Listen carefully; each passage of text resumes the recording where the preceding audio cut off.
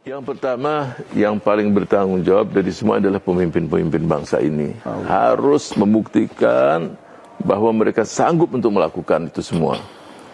Walaupun kita paham kondisi pemerintah, keuangan sangat sulit. Tapi trust tadi penting, kepercayaan tadi penting dibangun. Nah, setelah itu seluruh anak bangsa bergandengan tangan, memuai kesepakatan bersama. Jadi yang tidak haji pun berbaik sangka, ini intinya. Berbaik sangka pada Allah Subhanahu wa taala. Kita belajar dari Nabi Ibrahim alaihissalam. Umur 86 tahun baru punya anak, coba. Jadi sebagian kita nggak tahu berapa usia Nabi Ibrahim. 86 tahun baru punya anak Ismail. 99 tahun baru punya anak Ishak. Baru punya anak Ismail, masih senang, masih ini disuruh dibunuh anaknya, disembelih. Dia husnudzon sama Allah, dia siap. Yang lebih hebat, Ismailnya pun siap. Nah, ini pendidikan untuk kita semua. Bagaimana Nabi Ibrahim itu mengajak Ismail untuk komunikasi. Jadi kalau anak sudah mulai tumbuh belasan tahun, jangan main perintah. Wahai anandaku, aku diperintahkan oleh Allah untuk menyembelihmu. Bagaimana pendapatmu?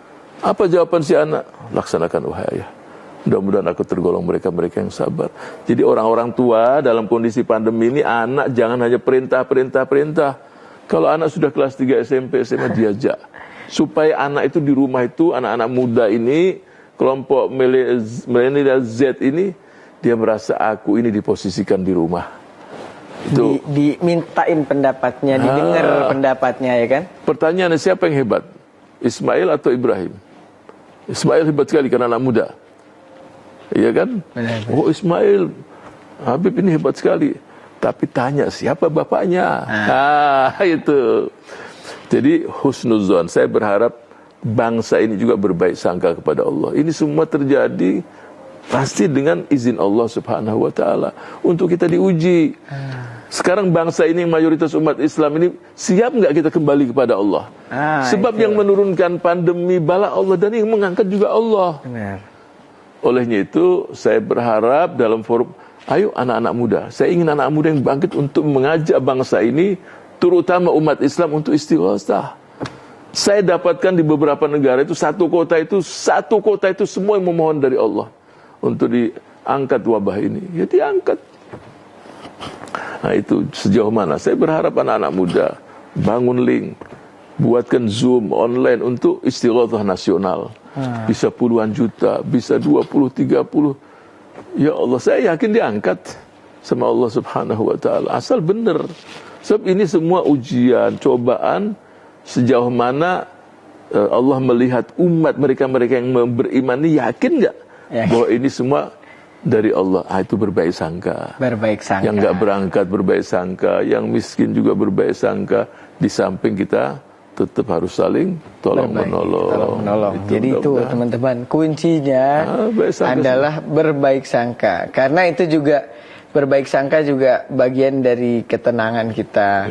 Jadi yakin aja. Dan kalau ekonomi merasa sulit, ekonomi boleh sulit, tapi rizki yang Allah tetapin insya Allah akan tetap nyampe, ya dokter, ya. Betul. Karena Allah nggak pernah ingkar janji. Jadi kalau kita yakin sama Allah, yakinin Allah nggak akan ingkar janji, dan pasti ada hikmahnya. Kalau dikasih segini, ya syukuri segitu. Kalau dikasih, pokoknya nggak usah pengennya lebih ya dari orang. Kan yang bikin orang stres itu, dokter. Dia ngeliat orang kayak gini, oh dia pengen lebih. Semut yang hitam, di lubang yang hitam, di batu yang hitam, di tengah gelapan hutan, Allah mendengar jalannya semut tadi, dapat rezeki lagi. Apalagi manusia yang ruku, sujud, insya Allah dia akan mati kelaparan, pasti Allah akan berikan. Yang penting tadi berbaik sangka, yakin pada Allah Subhanahu wa taala. Jadi itu kuncinya, teman-teman. Allah Subhanahu wa taala memberikan kita pahala dimanapun, rahmat Allah luas. Menyambut Idul Adha di tengah pandemi, ya, jadikan ini momen kita, tadi kata dokter, untuk saling membantu. Kurban itu karena artinya kan mengikhlaskan, ya, kita berbuat baik dengan ikhlas. Tadi kata dokter, memang berkurban itu dengan sapi, kambing gitu ya kan, dengan domba. Tapi Allah juga nggak akan menyia-nyiakan kebaikan hambanya. Kalau kita kasih satu piring buat tetangga kita, Allah balas 10 dan balasan Allah nggak bisa kita duga-duga ya, dokter ya. Kadang bisa nanti suatu saat kita lagi sulit, tiba-tiba ada aja yang bantu, karena mungkin saat sulit kita juga ngebantu orang. Dan itu bukti kesyukuran kita kepada Allah. Oh, Bukti kesyukuran kita itu, kalau dalam bahasa Indonesia, syukur berarti terima, terima kasih.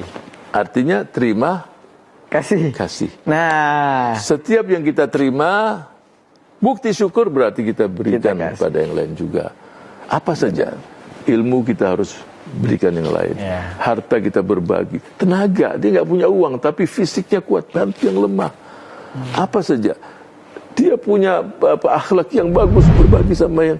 Jadi kalau orang nggak ada akhlaknya, ya kita kasih sampai dia sadar juga. Setiap kita punya plus nilai tambah yang kita miliki. Ayo kita berbagi sama yang kurang. Masing-masing kita punya. Apa yang kita terima dari Allah, Kita kasih. lagi kepada hamba Betul. Allah. Luar Betul, biasa. betul.